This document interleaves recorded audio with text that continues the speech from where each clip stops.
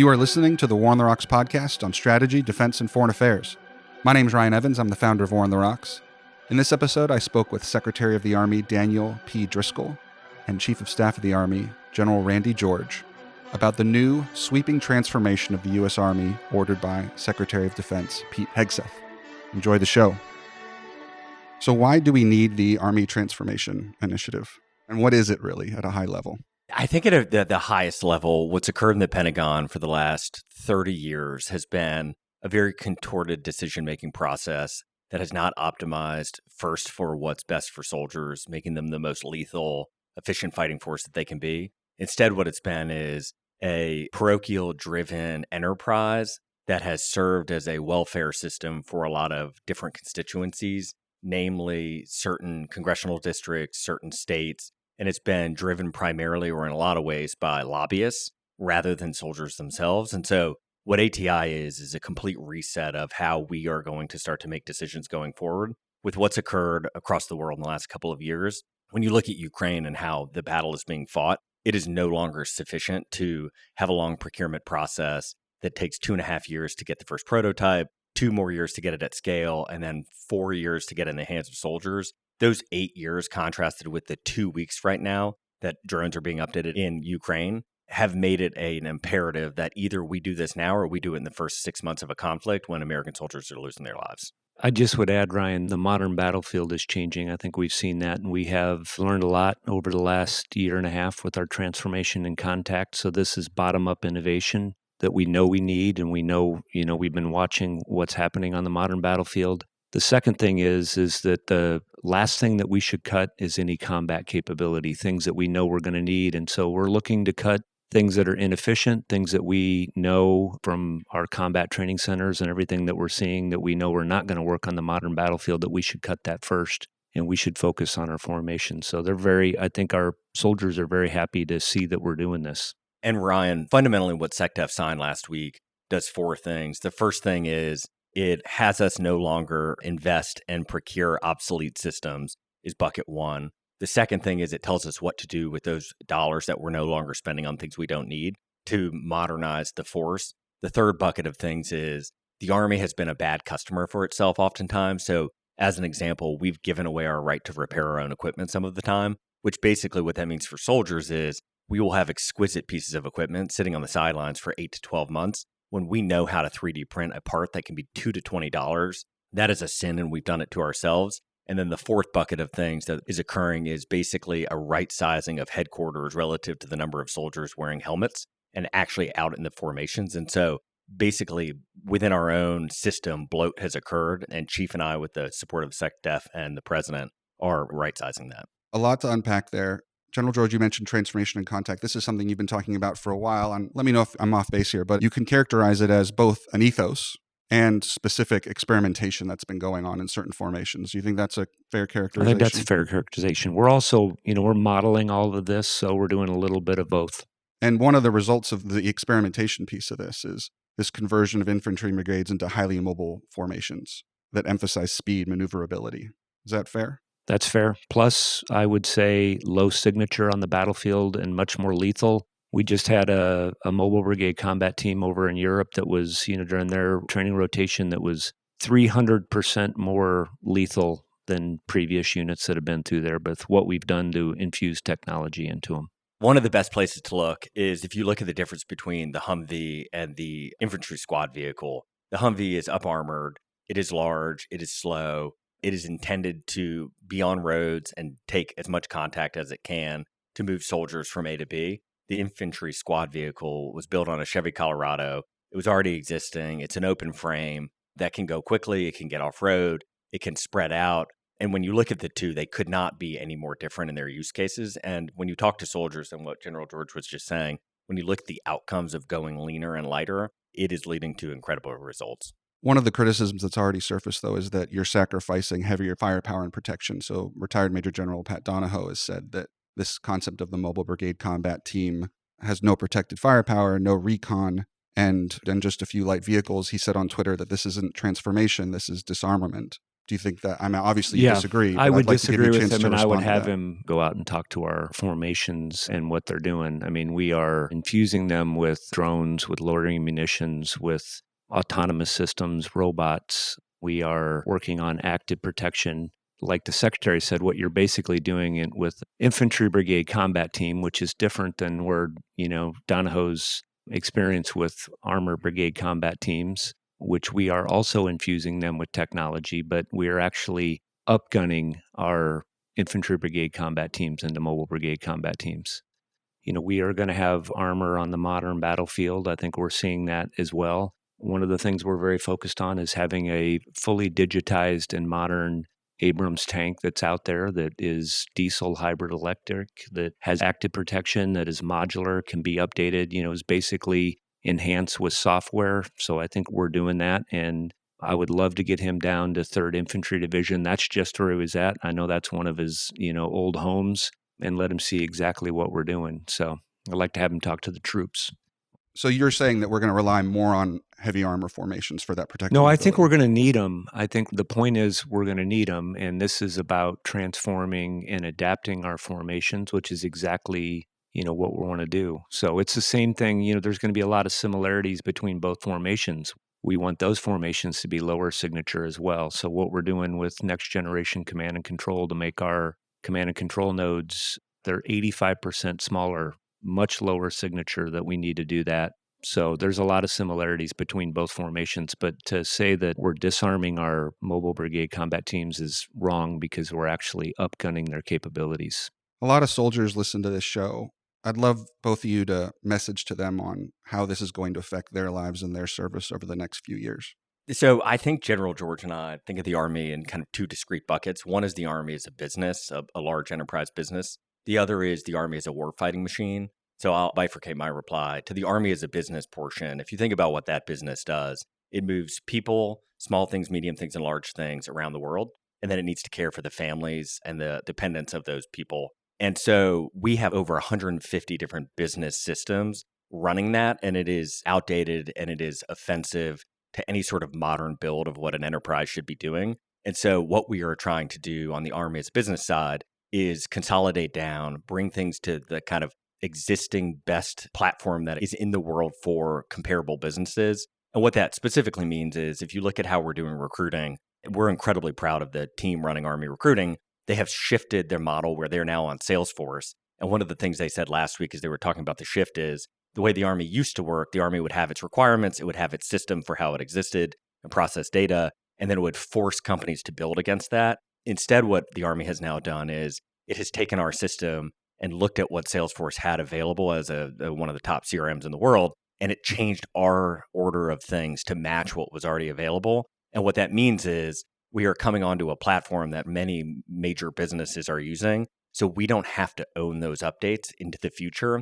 And these are the kind of things that as a soldier, what they should start to see is in their personal life, when things are efficient and you buy a new MacBook and it automatically updates with your iPhone contacts, this is what we want to happen in their daily work.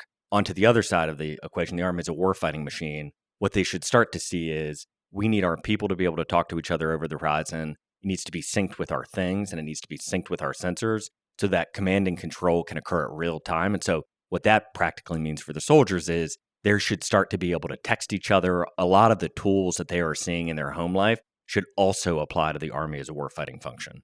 Yeah, I just would add that soldiers know the problems they're trying to solve. They know what they need in these environments. And I think that's part of the bottom-up innovation. I think we're seeing this, what we're going to, I say, much more broadly beyond what we're doing just with transforming in contact is our goal here. The secretary of mine is to take this, widespread to every one of our formations so that they see bottom-up innovation, and then these kind of changes could happen. We've done a couple other things that I know our soldiers are seeing. We're getting rid of excess. Nobody wants these vehicles that they don't need. Then they have to take care of them. Then they have to maintain them. We're going to get them out of their formations. We're doing that. We're reducing all the things that are out there. We published a new 350-1 to make sure that they're not focused on, honestly, shit that they don't need to be doing.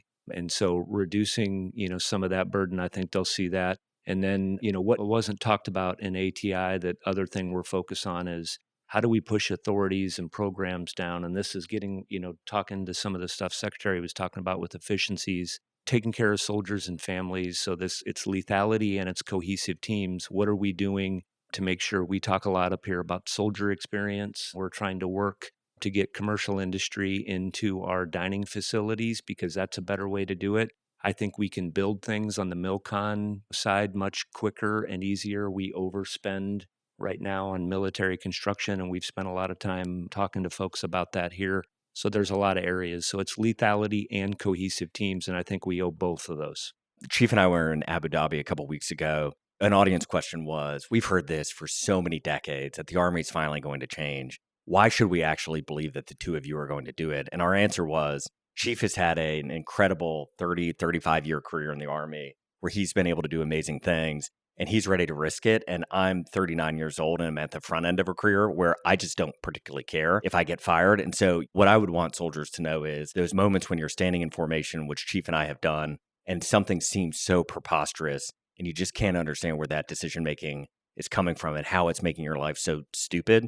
We are actively going to fight that and actively going to take the fight to the people that are making that happen. You aim to cut programs that don't translate into lethality for the Army. Can you tell me more about what's being canceled or what will be canceled and what the metrics you're using to evaluate whether a program is meeting lethality standards? I can go first, and I'll just use the Booker as an example. The Booker procurement process predated my time joining back into the Army. But my understanding was we wanted to build a light tank that could maneuver quickly. You could get it into places much more easily than the tanks that we had. You had this long, drawn-out, decades-long process that ended up creating this beast that both didn't accomplish what our current tanks had, nor did it actually land in a spot where it was light and maneuverable. And so what would have happened, I believe, is under the old system, we would have hidden that error. We would have bought some of them. We would have put them in the hands of soldiers. We would have needed parts. We would have needed experts. And it would have been decades in our formation before we came to the obvious conclusion that it was just poorly handled. It was a bad outcome. And we would have fallen for the sunk cost fallacy in the past, which we are not going to do. So one of the first things Chief and I did is we met with Secretary of Defense Hegseth and SecDef Feinberg, and we said, look, the Booker was just a bad outcome. We shouldn't have done it as an Army. We're just not going to continue to make these bad decisions. What do you want us to do with that? And to their complete credit, they said, just own it. Just go public. When you don't get things right, come tell us. We'll have your back. And don't buy this just because you've sunk all of these fixed costs into them. I mean, I'll mention a couple of others. Humvees, we have more than 100,000 of them. We don't need them. It's an old vehicle. We've been producing them for, close to 50 years, if not more than 50 years. The Secretary mentioned this before. They want the ISVs, the infantry squad vehicles, inside their formation. And so that's where we're going to focus our money and our efforts. JLTV is another one. We have close to 20,000 of those. We have what we need. We're not going to spend, more on that. AH-64 Delta is another one that we are going to cut out of our formation. They're twice as expensive to maintain, so we don't have a good operational readiness rate. This is going to allow us to thicken the lines that we have right now with our maintenance test pilots, our instructor pilots, our maintainers, and I know it's going to increase our operational readiness rate, and we're not going to spend the money on it. And then we can spend the money on the things that we know we need, which is drones, loitering munitions, long-range fires, integrated air and missile defense, and all of our formations want counter-UAS capability. And that's what it's really about, is stop spending money on things we don't need so that we can spend the money on the things that we know we do need. I'd love to learn more on how recent conflicts inform this assessment that we need these kinds of units that are on more with drones and how that learning took place, and also what the defense planning guidance this is heading towards. I know these documents from the Secretary's memo on downward talk a lot about the Indo-Pacific. How will these units that you are forming now, that you're transforming the Army into, be better prepared for Indo-Pacific scenarios? And as a sort of tag on to that, how much of this, if any of it, was informed by what the Marine Corps has done with force design? We've certainly learned lessons from everybody. To your last point, we are very integrated in what we're doing across the joint force, and I applaud what the Marines did to change. I mean, they're much smaller than us. I mean, we always talk about we need to be a global army, so we need to be prepared whenever our nation calls us. We are very focused on the Pacific. We're doing, 25th Infantry Division had a transforming in contact brigade, one of the first ones that kind of went through that. what we learned and we wanted to learn was by operating in different environments, you learn different things. What drones work, humidity plays a role out in the Pacific, distance is different. Now we're doing this at the division level. We are making some adjustments right now to what 25th Infantry Division is doing with their DIVARTY and having long-range multi-domain strike battalions that are out there. We have 2 multi-domain task force that are out there operating in the Pacific. So we have no doubt that the Army is going to be critically important out in the Pacific and to the Joint Force. And I think everybody realizes that. We just want to speed up our transformation to make sure that we are even better when it comes to deterrence. A couple of weeks ago, I was out in Germany meeting with our SAGU, which is one of the ways that we ingest the lessons learned from Ukraine. And a lot of the basic tenets of how warfare has been fought, at least from when I was in 15 years ago, was things like the Army owns the night. We would do a lot of our missions at night because we had better night vision goggles, and relative to our peers, that was a significant advantage. What you learn from what's occurring in Ukraine is you cannot move without being seen. The amount of sensors on the battlefield, the amount of ability from both sides to see what's going on, and the equivalent of the new trench warfare where the tanks, you cannot push them as far forward in the formation as you used to be able to, because very cheap drones are able to take them out of any usefulness. What that has taught us and what we are learning from that and what we are testing in JRTC and all of the places where we're doing these exercises is we have got to be a lot leaner. We have got to work on hiding ourselves from the air. And so I was just down at Fort Jackson last week, and one of the things they're doing at basic training now is they're putting drones up. These are for soldiers that have been in for 7 weeks, and they're showing them, hey, this is what you look like from the air. You have either done a good job providing top cover and camouflage, or you have not. And at the end of each of their exercises, they go review the drone footage, which was just incredible to see. On this, there's this push in these documents for increased usage of autonomy in drones, which I fully support. We've also seen in Ukraine how important artillery still is. So along these lines, is the Army walking away from the robotic combat vehicle? And if so, why? And also, why pause the howitzer competition?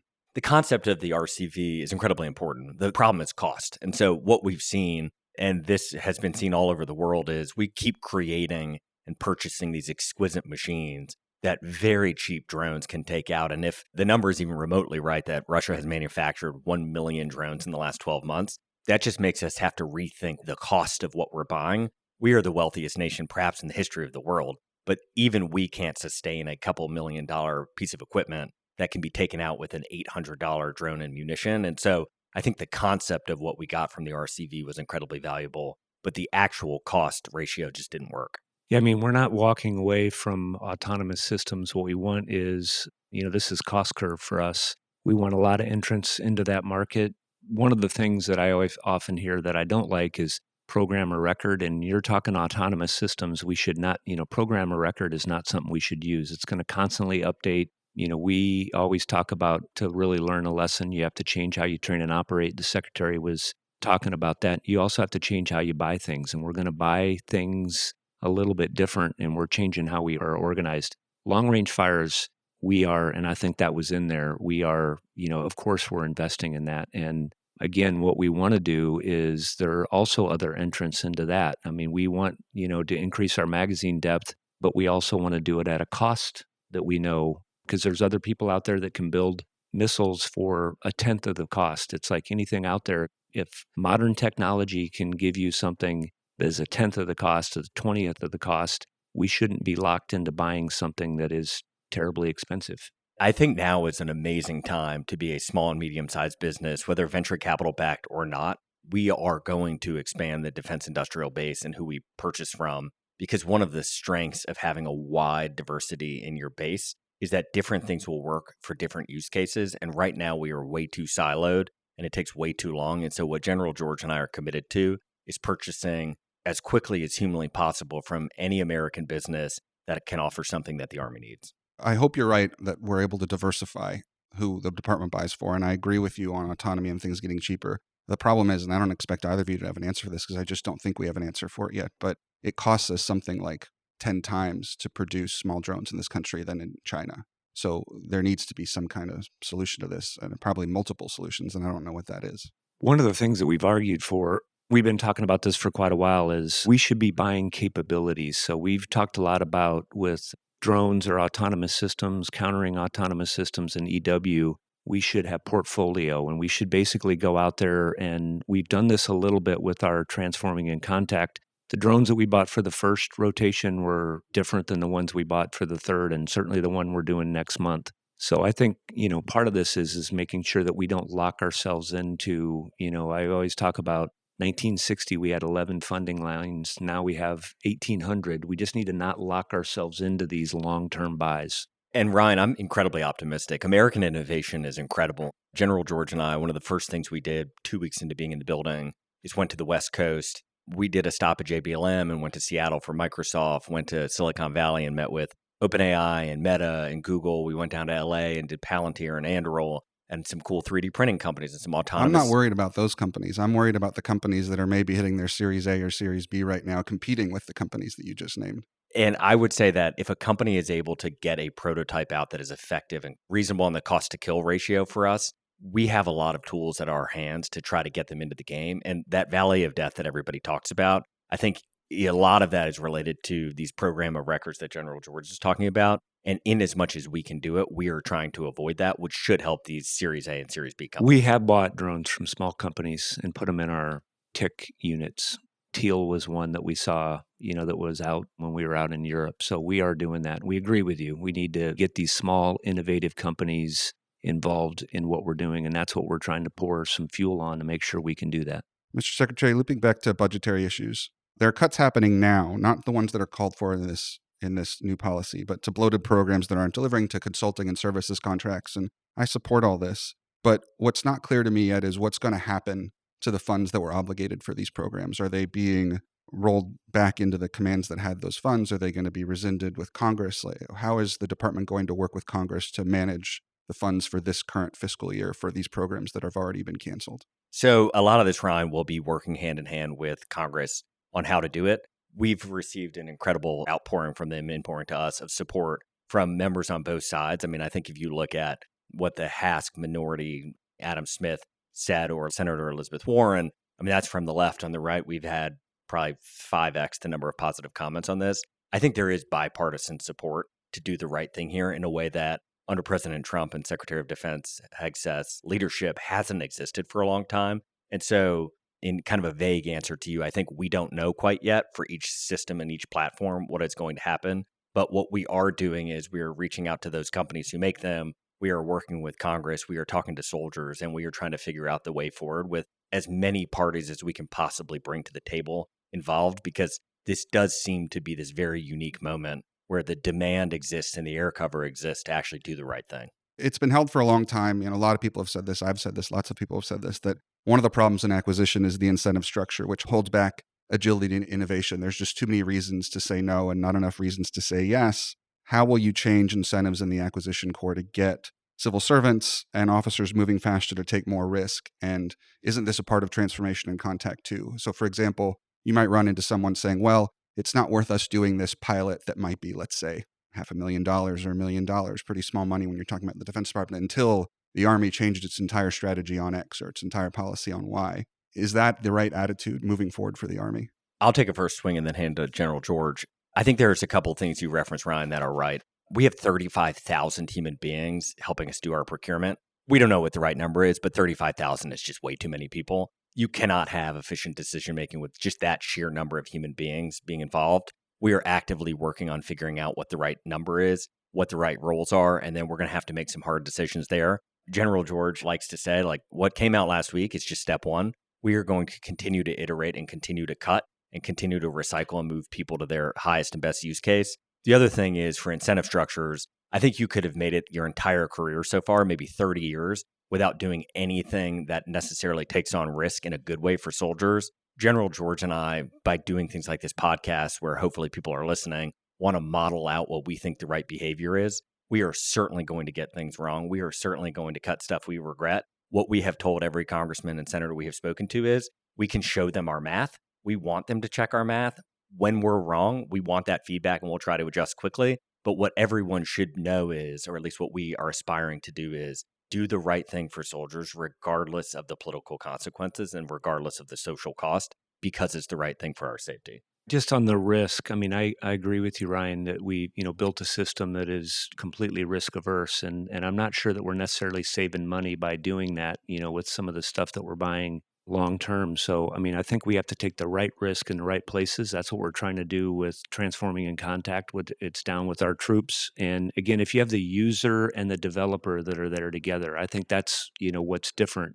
And we are not in a world anymore where we can wait for 7 years for something to come to production. I mean, things are moving, changing that fast. Nobody would be happy with that in any other walk of life that's out there. One of the things that we've talked about is how do we basically look at how we're buying things. I think you can probably get them into three different categories, which one is adopt. There's a lot of things that are dual use. Commercial network is something, drones where it's happening out in the commercial sector. We're looking at drones that can, lift 20-foot containers. We could use those kind of drones for logistics and those kinds of things. We don't need to develop those, and there's a lot of people spending a lot of research and development on that. We should take advantage of that. There's other areas where we could be modifying equipment that's out there. The ISV was the example that the secretary brought forward earlier, where all we did was it was based on the Chevy Colorado. We've adapted a bit so that it works for us, and it's a win for both. And then there's obviously areas that we're just going to have to develop a little bit more, but we can also work with industry.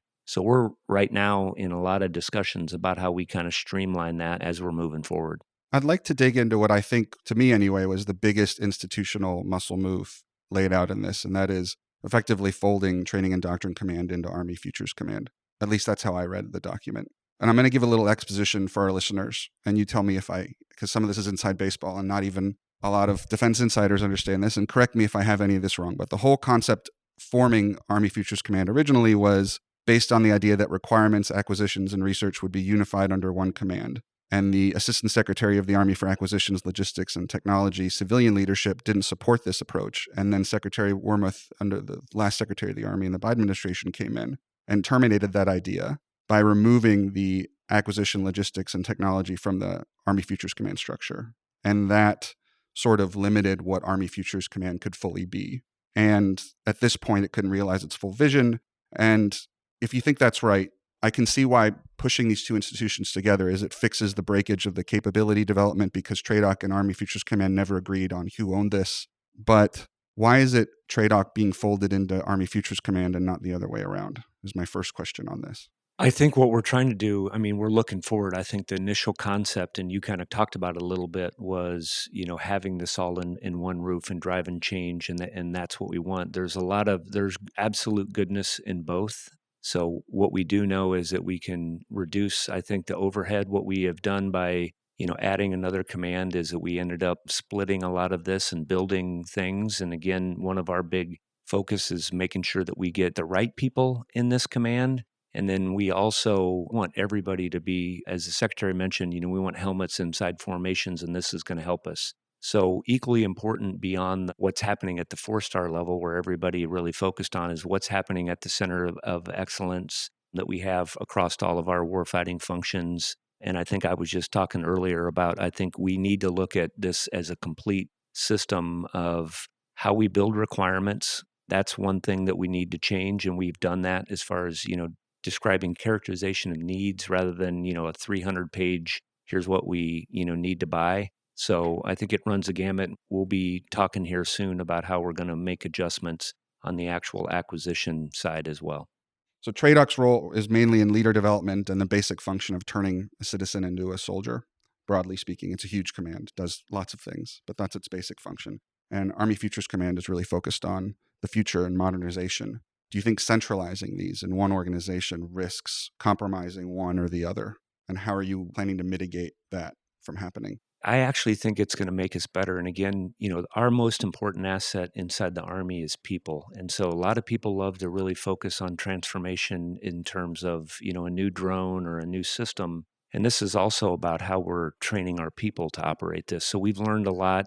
Again, with what we've been doing the last year and a half, what skills do we need inside of the formation? Now you're operating where we have to have people that have to understand airspace management at a very, much lower tactical level, spectrum management because of what's happening on with EW. So I think this has to be hand in hand as we work through this. One example is we've had industry that's down right now using augmented reality to help us, with how we're training our maintainers.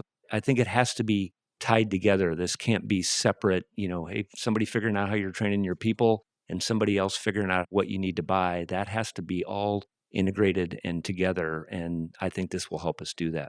And Ryan, what's pretty incredible is when you think of TRADOC, at least for me, one of the, to your point, primary things that comes to mind is you take citizens or civilians and you make them soldiers through basic training. And watching these soldiers who had been in the Army for 6 weeks using drones, using all of these technologies and making them better. So it was incredible to talk to these drill sergeants who now, what happens is when I joined, the drill sergeant basically wore their hat the entire time. They yelled at you, put you through the lanes. And like that was the entire process of basic training.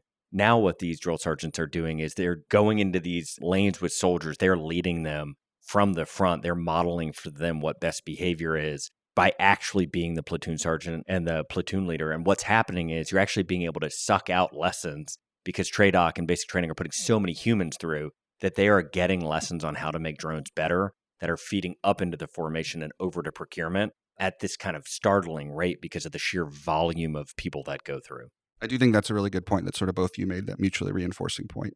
And there have been some amazing successes at Army Futures Command over there under General Rainey, who we'll hopefully be having on the show pretty soon. General George, strengthening Army professionalism has been one of your signature priorities. I think it's fair to say perhaps the most prominent achievement under this banner has been the revitalization of the branch journals, the Harding Project, and your personal encouragement of the value of professional writing, which I'm biased because I run a publication, but I think it's tremendously important because a lot of the best ideas bubble up from the ranks. And it's an advantage we have over autocrats who not only don't allow that, but their systems really can't allow them to allow that, or else their system might crumble. But there's something else that I think fits in the professionalism stream. The TRADOC put out this amazing Army learning concept that I think remains pretty under-resourced or not executed upon yet. And you touched on a bit of it with what you said about this virtual training aspect, but I think it's more than just virtual training. I think it also encompasses things like what the concept calls intellectual overmatch. So just to quote from it, the Army as a learning organization commits to a culture of continuous responsibility for the development of individuals, teams, and the organization overall to achieve intellectual overmatch of any adversaries and to create situations allowing individuals and teams to master fundamental knowledge, skills, and attitudes in conjunction with assessing their behavioral development and task mastery. Is this still something that the Army stands for? How is the Army going to advance this, especially as the Army becomes a more technical force and our adversaries are becoming more sophisticated, complex themselves? Secretary Hegseth, in this memo that reorganized the Army, calls for prioritizing merit and the skills needed for today's battlefield across the uniform and civilian workforce. This sounds like it fits very closely with your priorities under professionalism. Sure. There's a lot of things we talk about when we're talking about strengthening the profession. We also start with discipline and standards and accountability, and that's, critically important. I'm really proud of what our formation has been doing. First on the Harding Project to get everybody writing. And, our view was that, we got the people that are down there. I recognize articles every month, but including some more in the rocks, so thank you. People that understand our profession. And we want them to have a voice in what we're doing. And that's what Transforming in Contact, and a lot of these people are writing on it. We bring them up here. We actually want them talking to folks in Congress to tell them what's happening. What I'm most proud of, though, is just what they're doing to share between units. And I think that that's what we really want. We have units that are, hey, listen, this is what I screwed up at JRTC. You're the next unit that's going through, and they're trying to share those things. I mean, that's what being a professional is, helping out your teammate. And I think we're seeing that. We are trying to transform how we're teaching and training our people. There's a lot of technology right now that can cut down on the brick and mortar and moving people around and train people at their home station. That's happening as well. We've been partnering with Arizona State University that I think has done a really good job with that.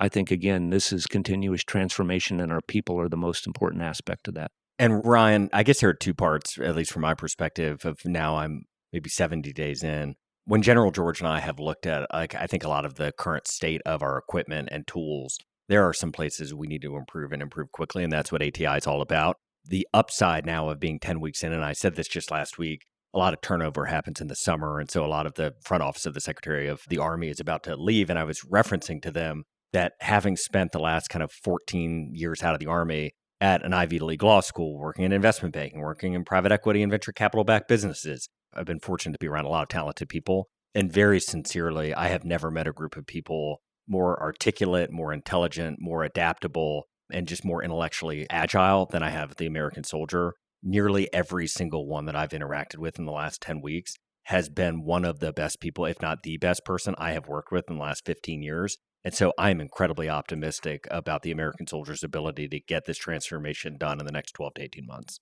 Mr. Secretary, one last question for you. As you prepared to re-enter public service and reacquaint yourself with the Army, of course you're a veteran, but come back into the institution, what's maybe the most important book that you read throughout this process? I actually think it would be a non-Army book. So I picked back up and I read a book called Scrum.